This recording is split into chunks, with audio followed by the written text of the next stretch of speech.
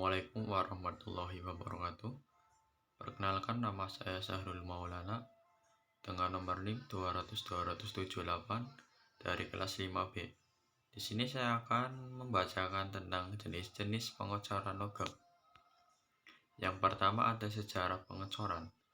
Pengecoran logam tertua diduga berlangsung pada 3000 Masehi di India, Cina, dan Timur Tengah. Pada saat itu, perkakas dan senjata dari perunggu merupakan produk pengecoran logam yang umum sehingga banyak yang tersisa hingga sekarang. Pada abad ke-500 Masehi, pengecoran besi telah berkembang di Cina.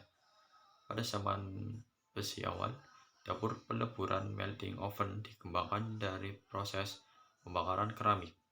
Saat itu telah dikenal cetakan-cetakan yang terbuat dari Universitas Sumatera Utara, tanah liat, batu, lilin, dan bahkan logam. Benda-benda yang diproduksi meliputi banyak jenis termasuk benda-benda berongga yang dibuat dengan menggunakan inti kor. Pada abad pertengahan, dokumentasi mengenai pengecoran logam semakin jelas perinciannya. Dari dokumentasi tersebut disebutkan bahwa lilin dan tanah liat menjadi material utama dalam pengecoran logam. Sementara itu, tungku crucible dan api memungkinkan pembuatan pencampuran logam, seng, timah, dan tembaga. Senjata api menjadi salah satu produk pengecoran besi yang pertama pada tahun 1400 Masehi. Pada awalnya, pembuatan peluru masih menggunakan cetakan tanah liat, kemudian menggunakan cetakan permanen yang terbuat dari besi tuang. Menjadi berkembang pesat karena tingginya permintaan pasar. Pada tahun 1500 Masehi, pipa yang terbuat dari besi tuang mulai diproduksi bersama oven kompor dan bahkan komponen air mancur. Disinilah ada gambar patung dewa Zeus coran perunggu dari Artemision, Kanada, 500 tahun. Pada saat ini, proses pengecoran logam telah menjadi proses produksi yang sering dilakukan. Bahkan material-material non-logam juga telah dikerjakan dengan teknik pengecoran. Salah satu faktor untuk yang menunjang hal ini ialah pengerjaannya yang relatif singkat dan murah dibanding dengan proses produksi lainnya. Berkat kemajuan teknologi pengecoran logam dan peleburan, paduan-paduan dengan multi komposisi dan material yang sebelumnya tidak dapat dilebur dapat dikerjakan. Salah satu kemajuan tersebut ialah tungku induksi yang mampu mencairkan logam dengan aliran listrik. Pengertian pengecoran logam. Pengecoran logam adalah suatu proses manufaktur yang menggunakan logam cair dan cetakan untuk menghasilkan bentuk yang mendekati bentuk geometri akhir produk jadi. Logam cair akan dituangkan atau ditekan ke dalam cetakan yang dimiliki rongga cetak sesuai dengan bentuk atau desain yang diinginkan. Jenis-jenis pengecoran. Pengecoran dengan cetakan sekali pakai. 1. Sandcasting. Sandcasting merupakan metode pengecoran dengan memakai media pasir silika. Cara kerja dari pengecoran pasir ialah menuangkan logam panas pada cetakan dan tunggu hingga dingin. Kemudian ambil hasil coran yang sudah jadi serta membersihkan sisa-sisa coran. Contoh hasil pengecoran pasir ialah blok mesin dan komponen otomotif. Kelebihan dan kekurangan. Kelebihan: 1. Desain fleksibel. 2. Mampu membuat bentuk kompleks. 3. Pilihan logam yang dapat dicor banyak. Yang keempat, biaya alat murah. Dan kekurangannya: 1. Akurasi ukuran rendah. 2. Permukaan akhir produk buruk. 3. Cacat tidak bisa dihindari. 4. Memerlukan proses lanjutan seperti permesinan. Yang kedua ada cell molding. Cell molding adalah proses pengecoran di mana cetakannya berupa tempurung atau sel tipis. Tebal tempurung biasanya 9 mm. Tempurung tersebut dibuat dari pasir yang disatukan oleh pengikat resin thermosting. Cell molding dikembangkan di Jerman pada tahun 1940-an. Kelebihannya adalah satu, hasil akhir dengan ketebalan 2,5 mm dapat diperoleh. 2. Akurasi dimensi yang baik juga dapat dicapai. 3. Kadang tidak memerlukan proses permesinan. Kekurangannya adalah 1. Lebih mahal dari sandcasting. 2. Tidak cocok untuk diproduksi dengan jumlah kecil. Yang ketiga ada investment casting. Investment casting merupakan jenis pengecoran menggunakan cangkang yang terbuat dari keramik atau plastik yang mengitari pola lilin. Nantinya pola lilin dileburkan dan dihilangkan dalam tungku dan logam dituangkan ke dalam cangkang sebagai proses pengecoran.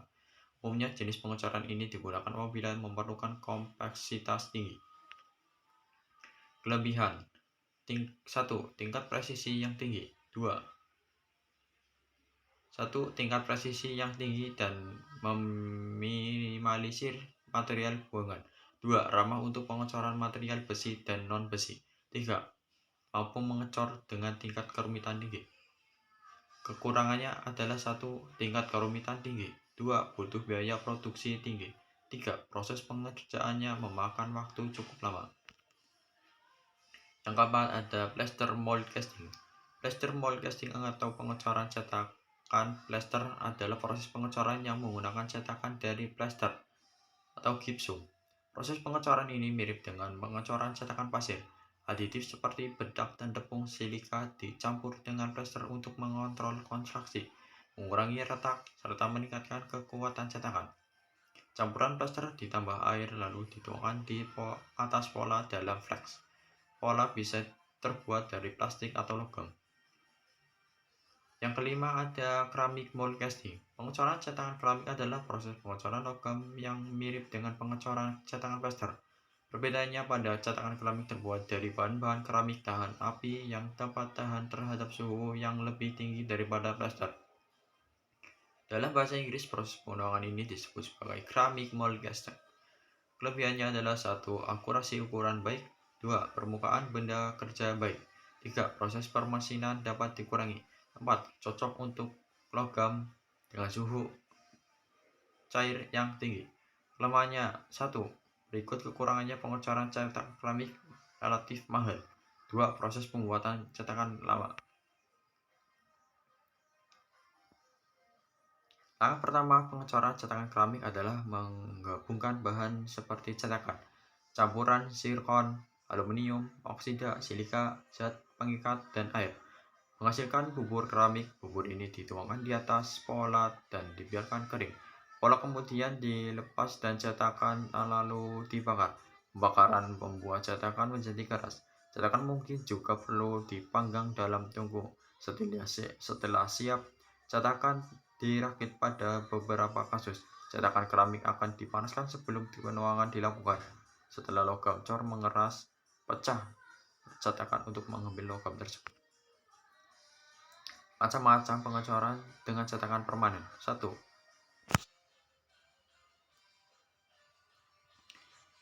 Ada sluice casting. Adalah proses pengecoran cetakan permanen di mana coran berongga cangkang dibentuk dengan membalik cetakan setelah pembekuan terjadi pada permukaan logam. Cetakan yang dibalik akan membuang logam di bagian tengah yang masih cair. Pemadatan dimulai pada dinding cetakan karena relatif dingin dan berlangsung seiring berjalannya waktu ke arah coran ke arah tengah coran. Ketebalan cangkang produk cor dikendalikan oleh lamanya waktu yang diizinkan sebelum pembuangan atau pengeluaran logam yang masih cair dilakukan. Kelemahan 1. Permukaan luar produk bagus dan akurat. 2. Cetakan tidak memerlukan core. Kelemahan 1. Sulit untuk mengontrol sifat mekanis produk. 2. Geometri bagian dalam produk cor tidak dapat dikendalikan. Aplikasi slash casting. Slash casting digunakan untuk membuat patung, alas lampu, dan mainan dari logam dengan titik cair rendah seperti seng, aluminium, dan timah. Produk slash casting lebih mementingkan penampilan luar dibandingkan penampilan bagian dalam. 2. Ada low pressure casting. Proses pengecoran bertekanan rendah atau low pressure casting tergolong proses pengecoran cetakan permanen. Pada pengecoran ini, logam cair dipaksa masuk ke rongga cetakan di bawah tekanan rendah sekitar 0,1 mPa. Cairan logam dialirkan dari bawah sehingga alirannya ke atas tekanan dipertahankan sampai coran mengeras. Aplikasi pengecoran tekanan rendah. Proses pengecoran bertekanan rendah biasanya digunakan untuk membuat produk cor dari logam dengan titik cair rendah. Kelebihannya, keuntungan dari pengecoran low pressure dibandingkan dengan penuangan tradisional adalah cair lebih bersih dari paparan udara.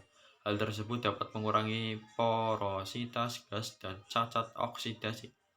Sifat mekanik produk cor low pressure juga lebih baik dari pengecoran tradisional. Kelemahan pengecoran bertekanan rendah dibandingkan dengan penuangan tradisional yaitu lebih mahal. Pengecoran ini juga memerlukan mesin, di mana ukuran mesin juga akan membatasi ukuran produk cor yang ingin dibuat. Produktivitas pengecoran bertekanan rendah juga lebih lambat dibandingkan dengan pengecoran bertekanan tinggi.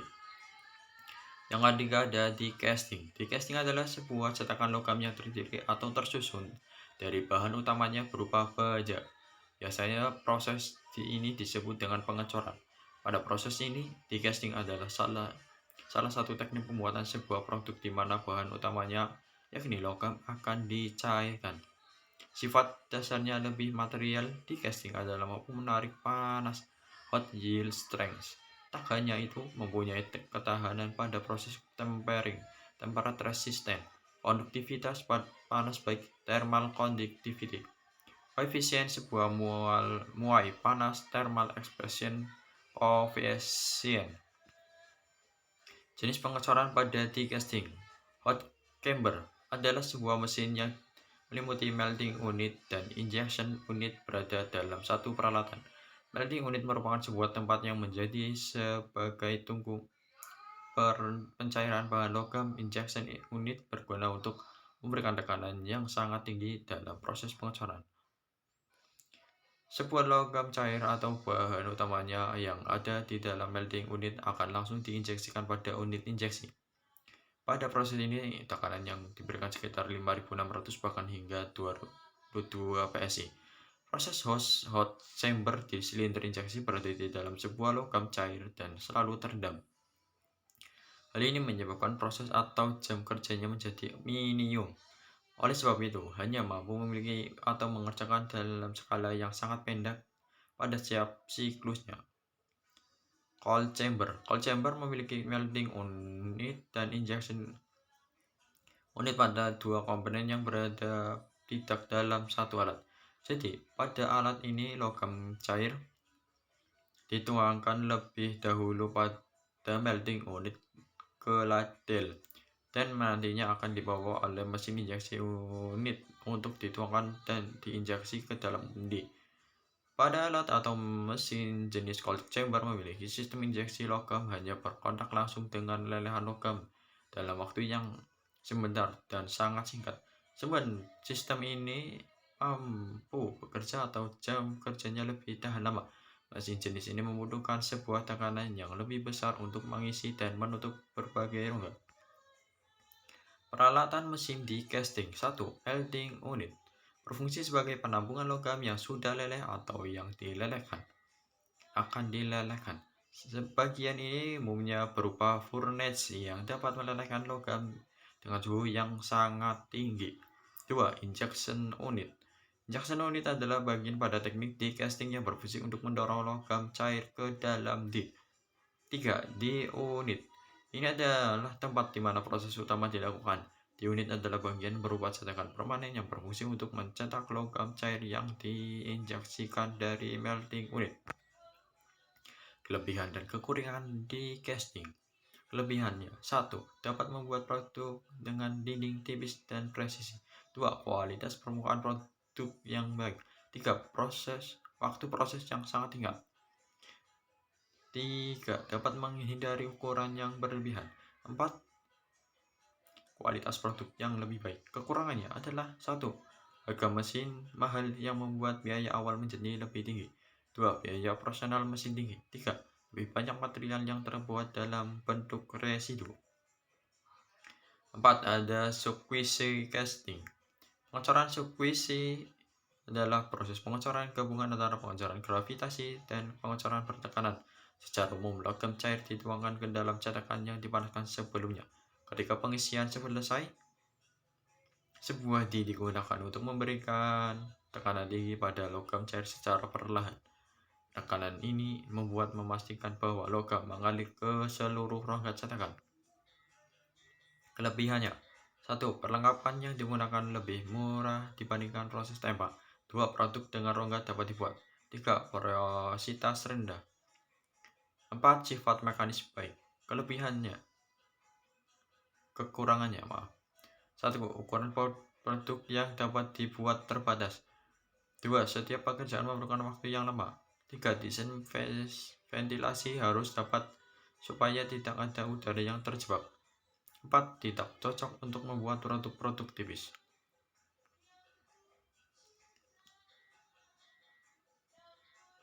Yang kelima, ada true centrifugal casting, merupakan proses pengecoran logam di mana logam cair dituangkan ke dalam cetakannya berputar untuk menghasilkan produk terbentuk tabung. True centrifugal casting tergolong salah satu jenis pengecoran centrifugal. Proses pengecoran casting bisa dilihat pada gambar ini. Aplikasi True centrifugal casting digunakan untuk membuat produk-produk seperti pipa, tabung, ring, dan cincin. Terima kasih. Sekian. Wassalamualaikum warahmatullahi wabarakatuh.